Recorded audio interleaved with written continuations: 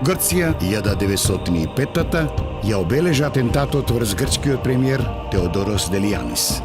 Критските пратеници прогласуваат унија со кралството Грција во 1908 година. Во 1908 се одржува Албански конгрес во Битола, на кој е изгласана новата албанска азбука со латинско писмо. Во 1906 година започнува царинската економска војна меѓу Србија и Австро-Унгарија. Австрија и поставува економска блокада на Србија. Србија излегува како победник од таа војна. Со избувнувањето на младотурската револуција во 1908 година, Србија ги фокусира своите освојувачки апетити кон Македонија и Косово, откако ќе ја загуби територијата на Босна, која што влегла во составот на Австро-Унгарија. Младотурската револуција избувнува во 1908 година. Се враќа уставот од 1876 година и организацијата Обединување и напредок ја презема власта во Истанбул. Трагичниот крај на востанието ќе ја навести новата македонска борба, но овој пат внатрешна, која што се случувала во срцата на македонските револуционери. Илинденските визии за светлата иднина добиле трагичен крај. Ќе дојде време на убиства, предавства и саможртви. Македонските херои со сопствена крв ќе натопат својата земја. Најхрабрите ќе останат до крај да ги чистат остатоците од својот хероизам, а оние другите нема да го дочекаат мигот да го развијат победничкото знаме. Македонија ќе стане земја на терор и страв, земја на пеколот, каде што освен стариот непријател, зло ќе нанесе и најголемиот пријател. Тој е период искористен и од соседните земји, кои што согледувајќи дека со востанието македонското прашање може да тргне по собствен расплет, се реорганизираа и извршија промена во начинот на действување на нивните пропаганди. Од црковно-просветен план, нивната активност по Илинден е ставена на воен план. Турската власт постепено се заменувала со нова. Насилнички чети и предавници од сите страни биле испратени да ја подготват земјата за уште покрвава поделба.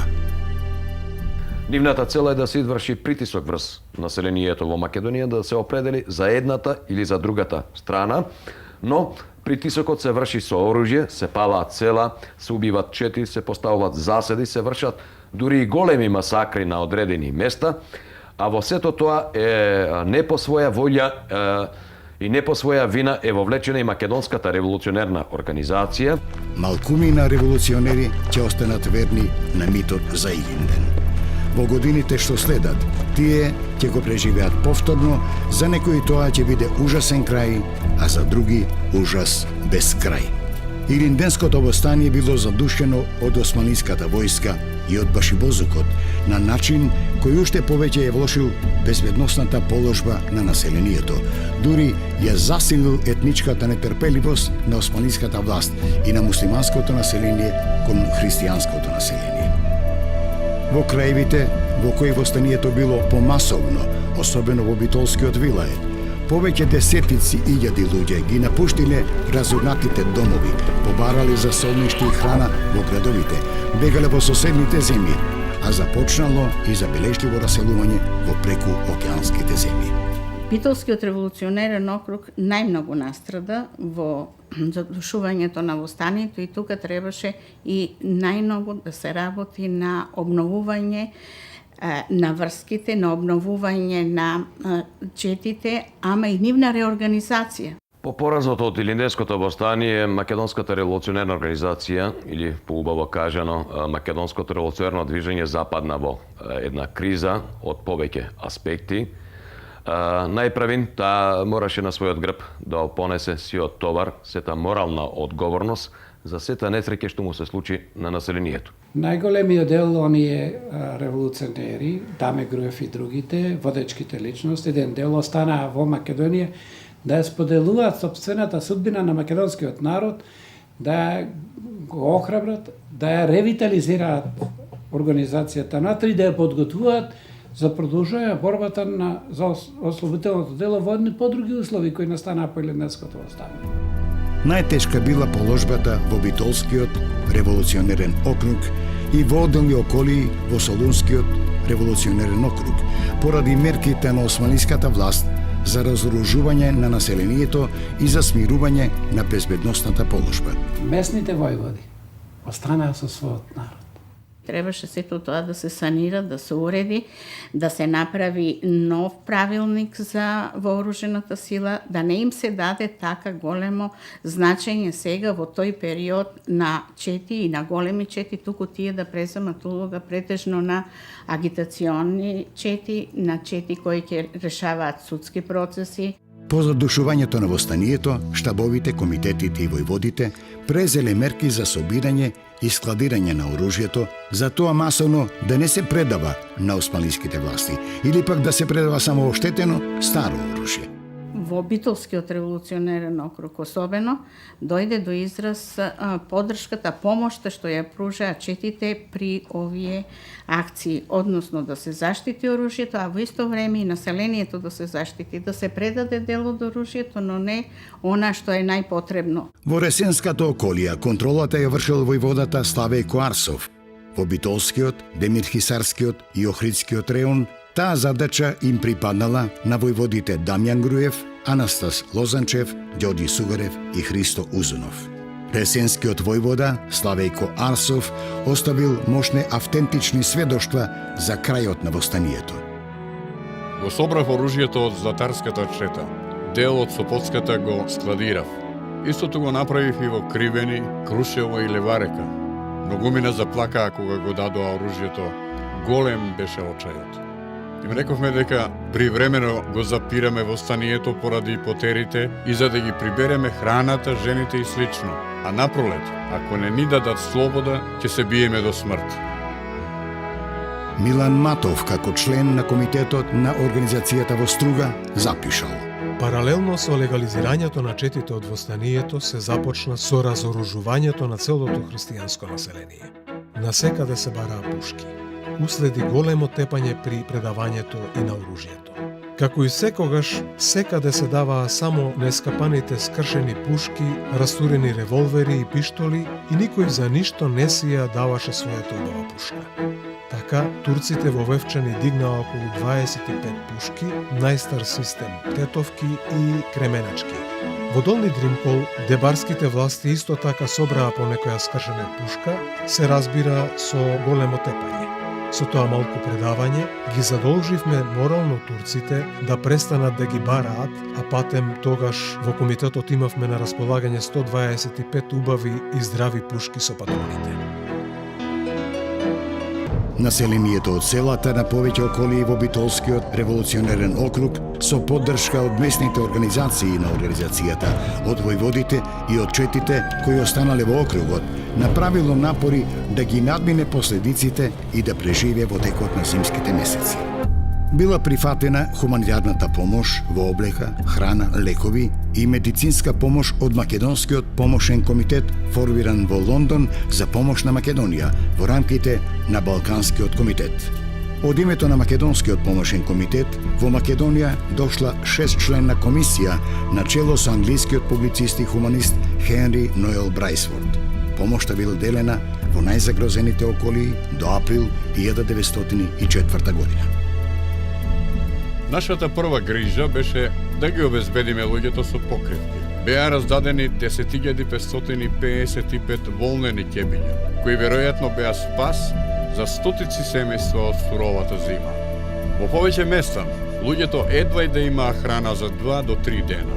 При поделбата на храната се најдовме пред големи тешкоти, бидејќи во сите области населението еднакво гладуваше. Во некои места луѓето умираа од глад.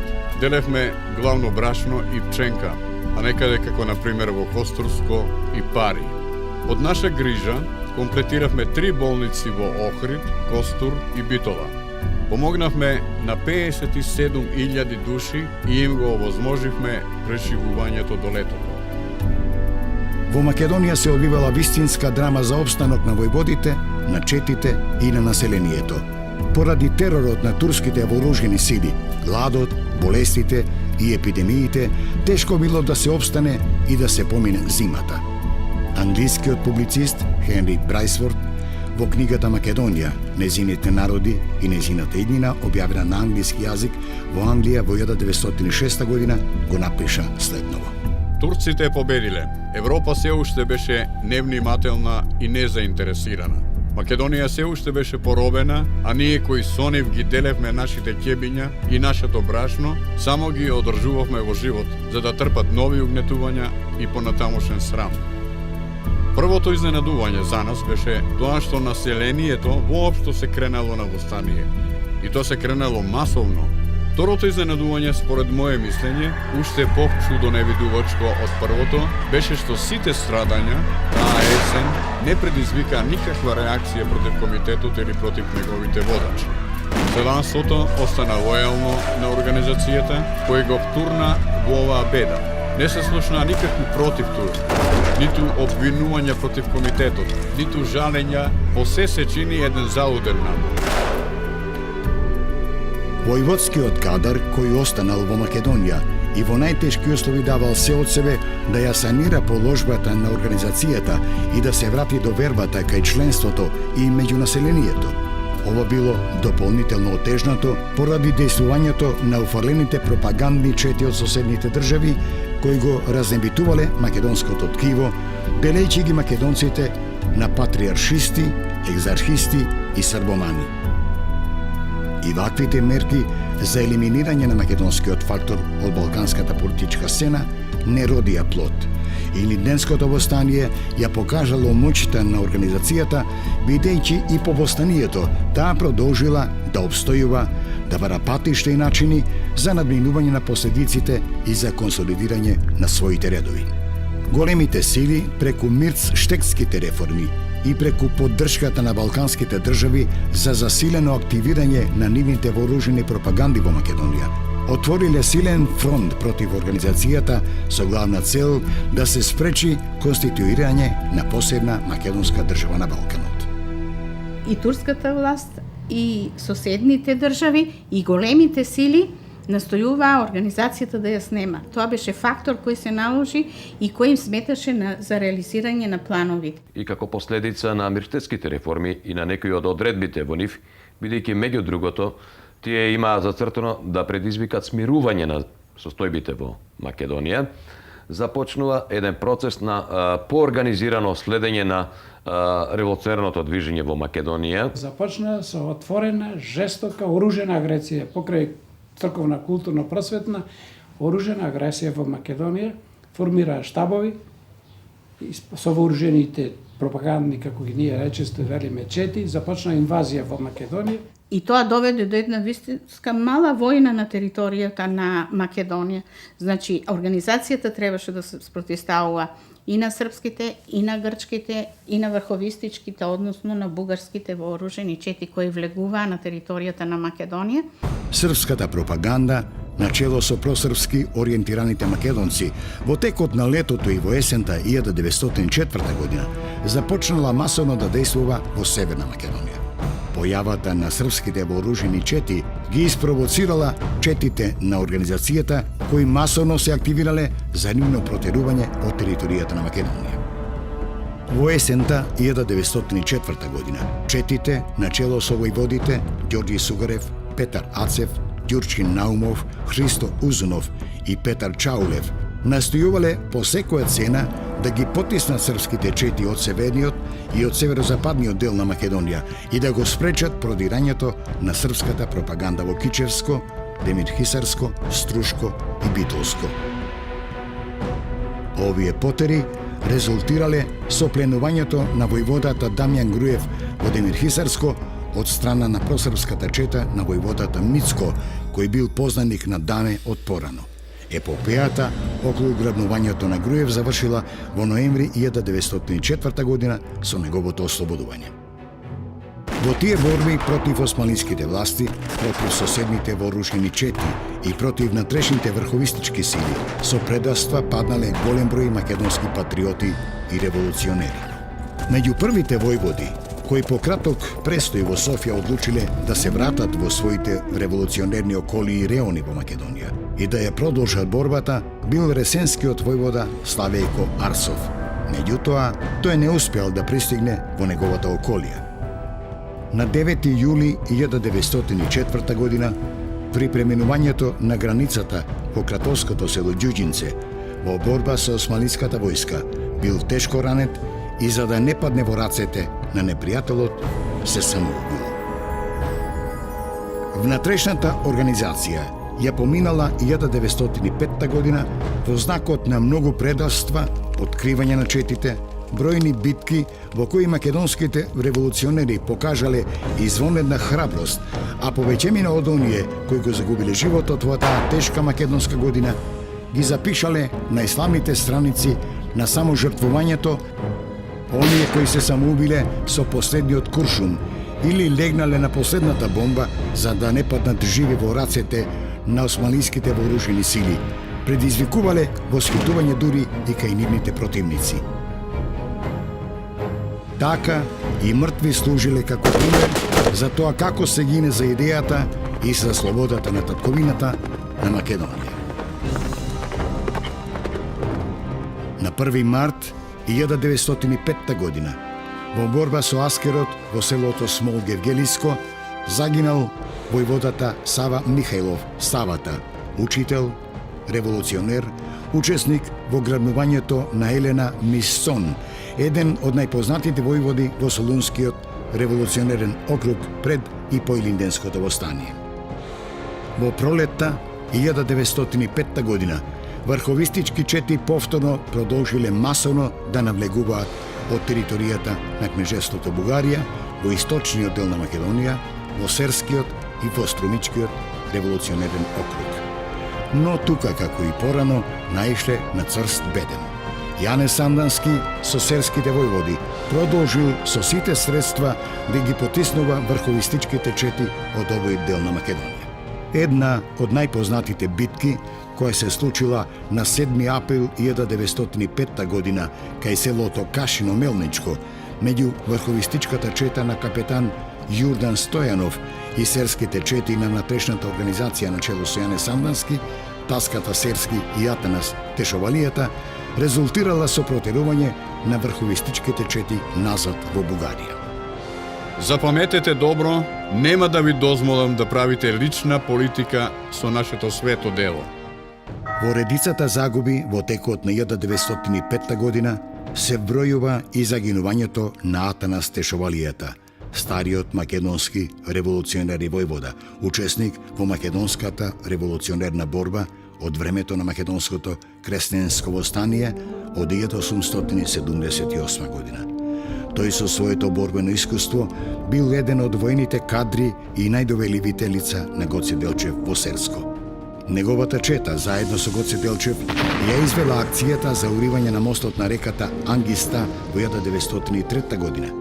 Атанас Тешовалијата учествувал најактивно во подготовките на востанието, во снабдувањето со оружје на Неврокопската околија и во повеќе вооружени судри за време на Илинденското востание во Серскиот округ.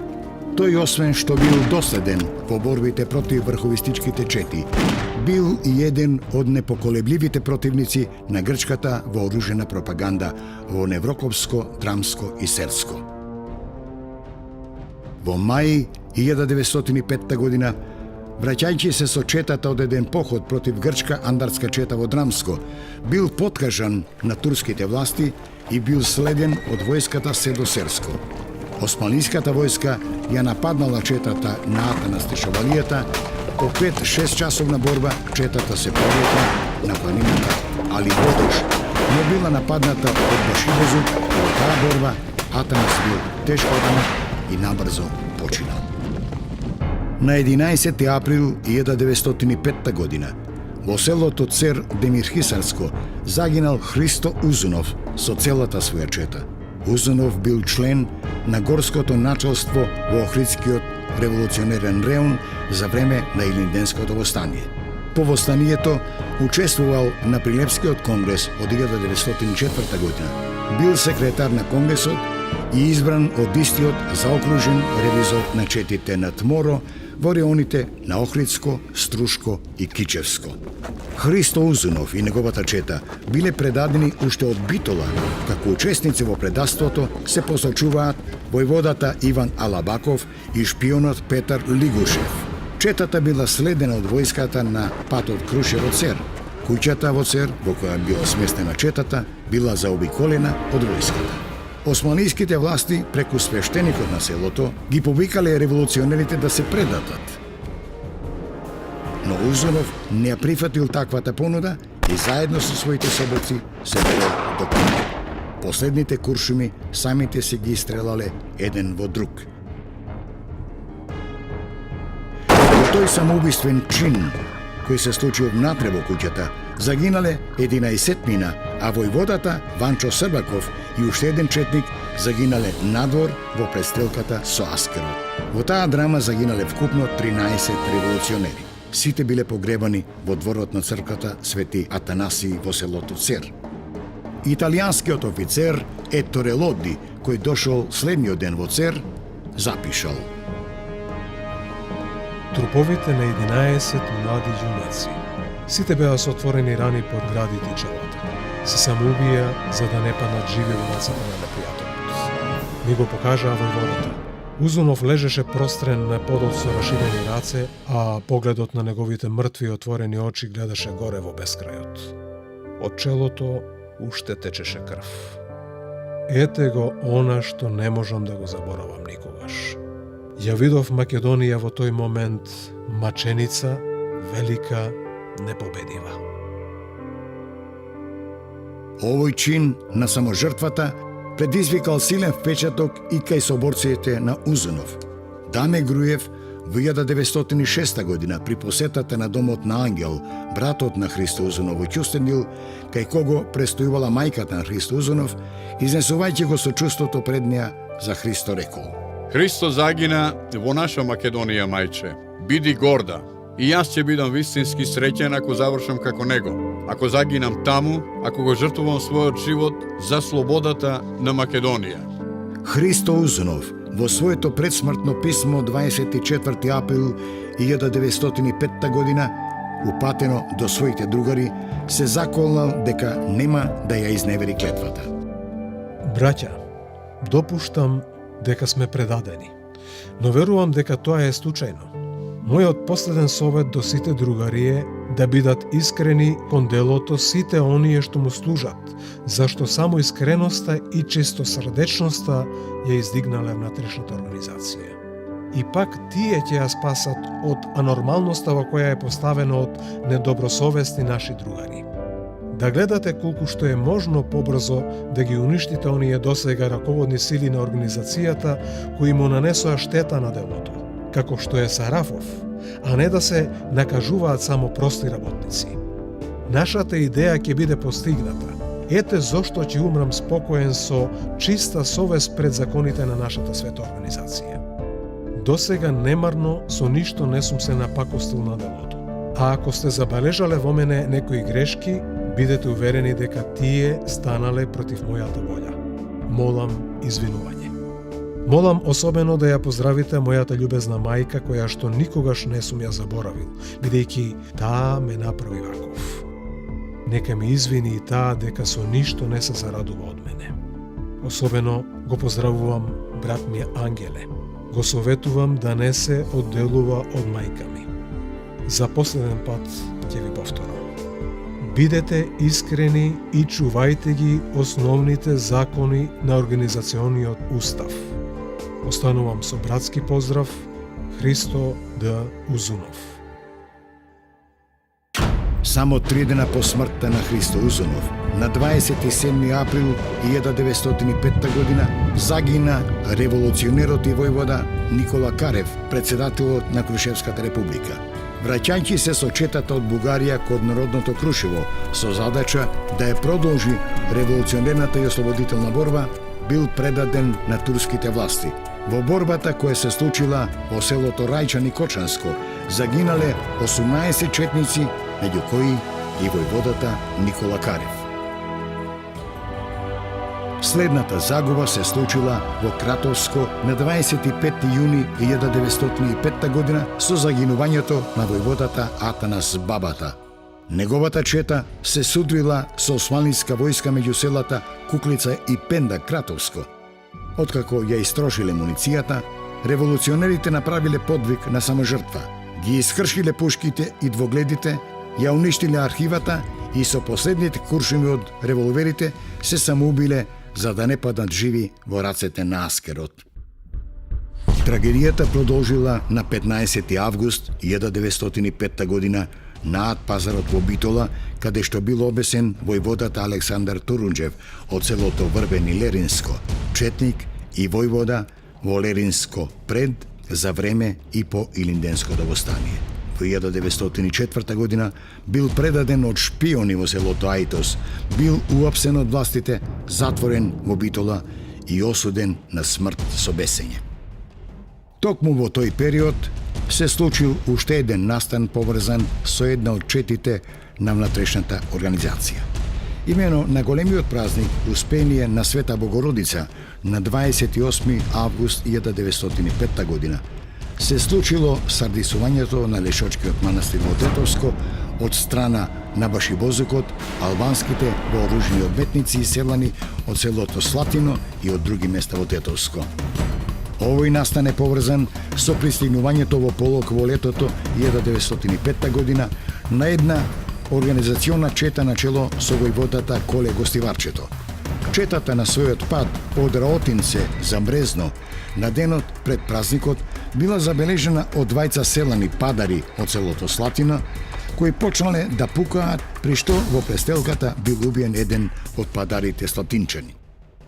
Веднаш по дознавањето за овој настан, голем број Пашибозук од Тетовско, селаните од Слатино и други вооружени албанци од околни села, како и деговите од Тетово со своите наоружени луѓе, се упатиле кон Лешочкиот манастир, го опколиле и сметајќи дека комитете се внатре во манастирот, барале од игуменот да им ги предаде. Игуменот Еротеј, не сакајќи да ги изложи на опасност околу 3000 верници христијани македонци кои се нашле за време на празникот во манастирот, одбил да ги отвори портите, напротив, ја организирал одбраната на манастирот и упорно тврдел дека во него нема комити. Настанала вистинска драма. Се очекувало да дојде до големо крвопролевање. Сепак луѓето од Тетовската организација на Тморо ги известиле турските власти во Скопје и Призрен за намерата на Башибозукот и албанците од соседните села да го нападнат и запалат манастирот со се луѓето внатре. Кон манастирот била упатена османлинска војска од Скопје и од Призрен и таа ги натерала Башибозукот и локалните вооружени сили да се повлечат од манастирот и самата војска ги обезбедувала верниците македонци кои го напуштиле манастирот и си заминале за Тетово и за другите места во околината.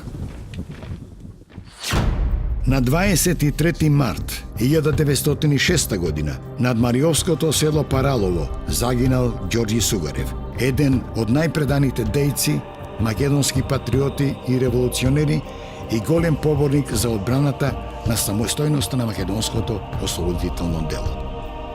Сугарев како учител во неколку битолски села и во селото Ехлоец Кичевско имал голем придонес во ширењето на организационата мрежа во битолскиот револуционерен округ. Од 1901 година бил член, а потоа и секретар и војвода на битолскиот окружен комитет.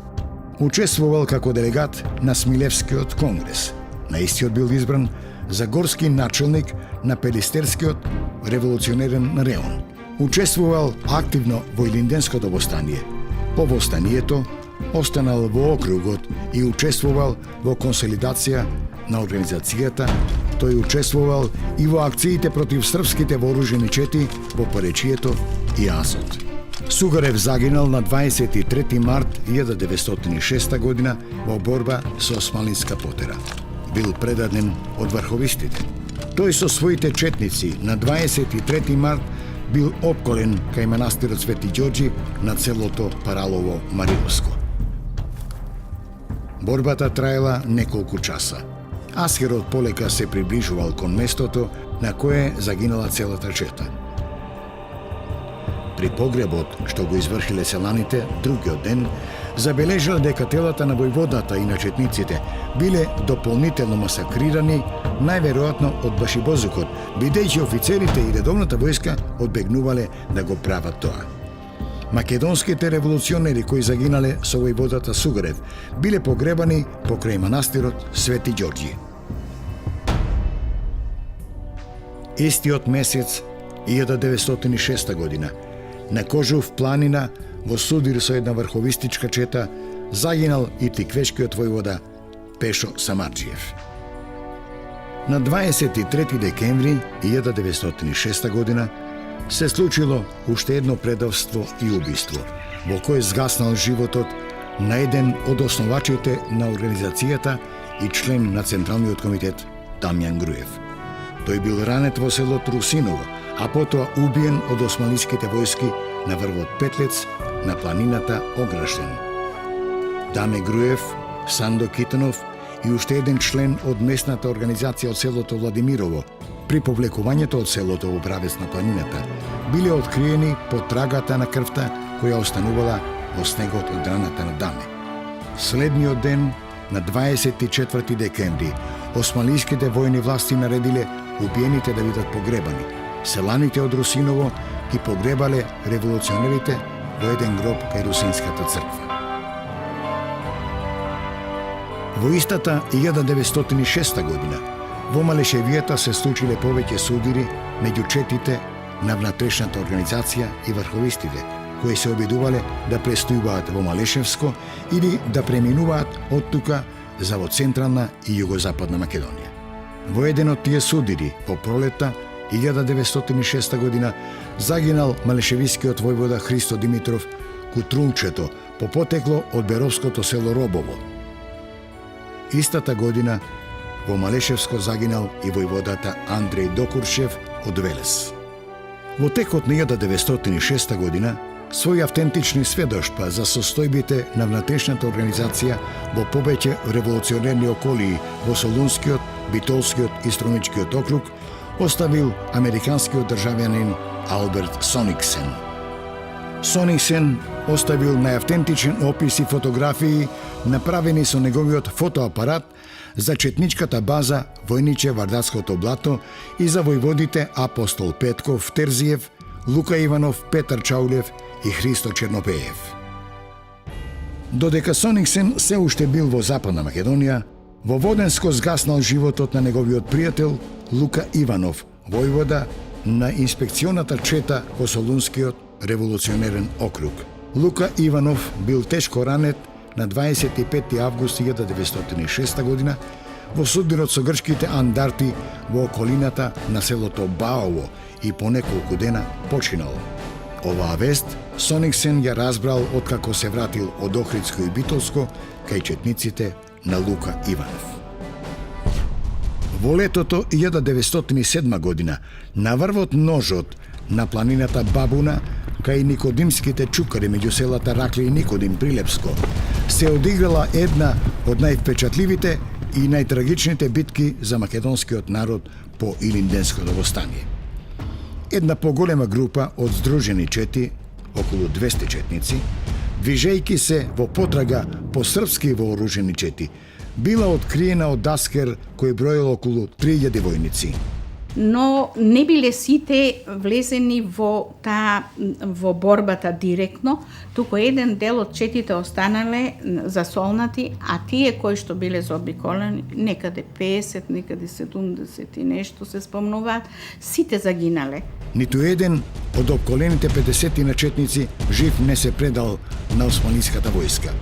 Оние кои останале последни и немале повеќе муниција, се самоубиле. Турскиот командант на војската ги посочил како пример како се гине до еден за татковината, односно за идејата која што ја имаат во себе тие револуционери.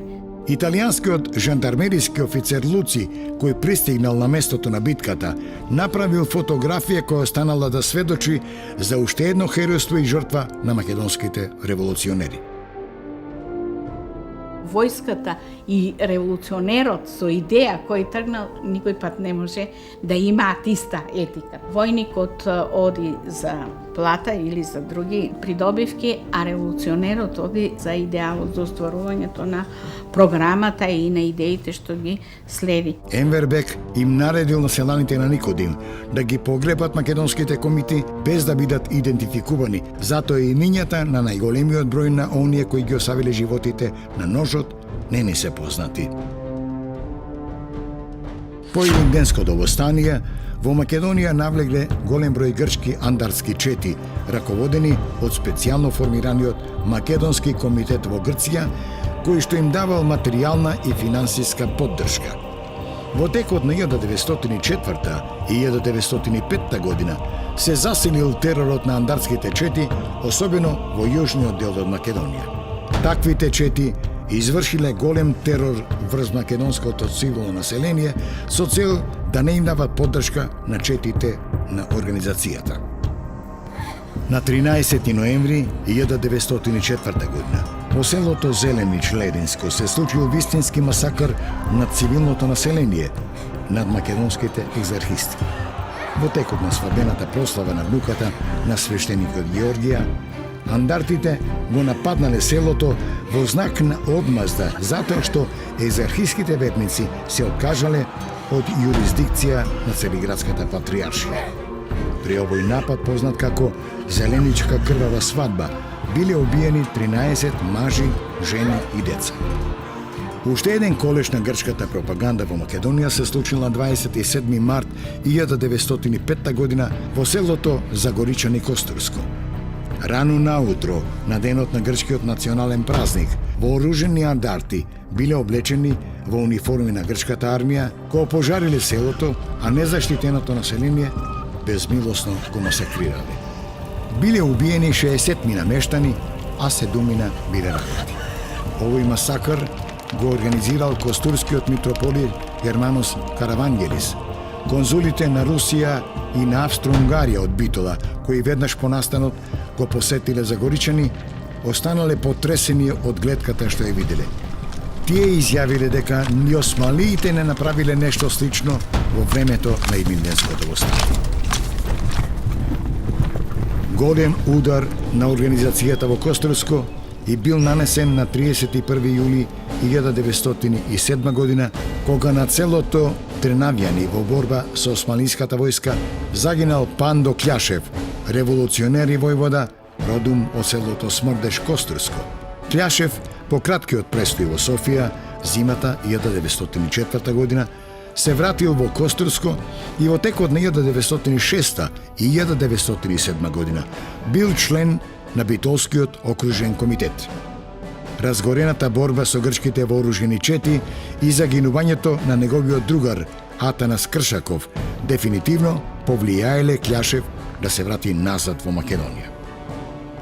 Професорот Љубомир Милетич при запишувањето на спомените на Пандо Кљашев во 1904 година мощно сликовито ја опишал таа состојба со зборовите. Кљашев без прекин повторуваше дека брзо да замине во својот крај, кога ќе заврши испрашувањето на кое го подложив, за да ги остави таму своите коски како жртва на се уште незавршеното народно дело. Тој сериозно предвидуваше дека ќе загине и ништо не можеше да ја смени неговата одлука да се врати назад. Тоа е таа трагика на македонските револуционери кои настојувале и по легален пат, и како војводи, и како организирана сила, да ја санираат положбата, но многу тешко се било променето. Сите се свртеле против организацијата. Сите. Соседните земји, кои што согледувајќи дека со востанието македонското прашање може да тргне по собствен расплет, се реорганизираа. Особено големите сили кои што не направиле ништо, ни за време на востанието, ни по востанието.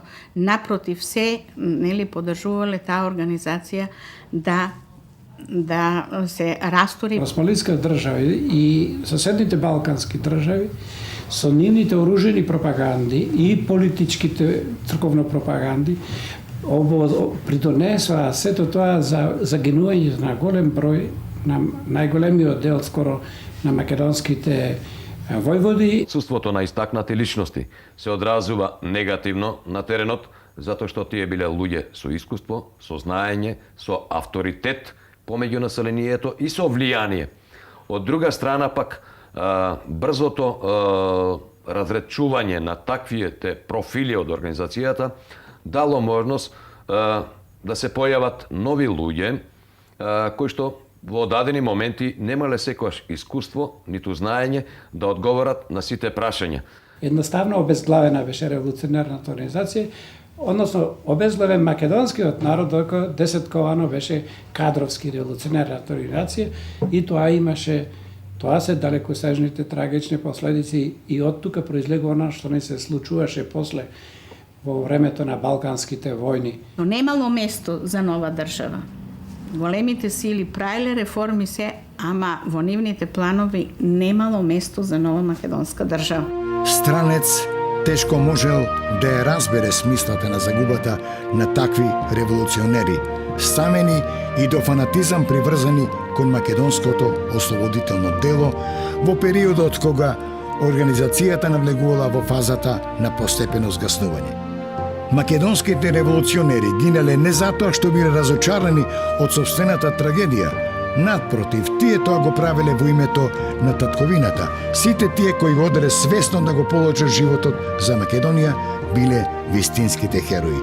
Тие сакале или да бидат корисни за ослободителното дело, или да го положат животот пред олтарот на Македонија.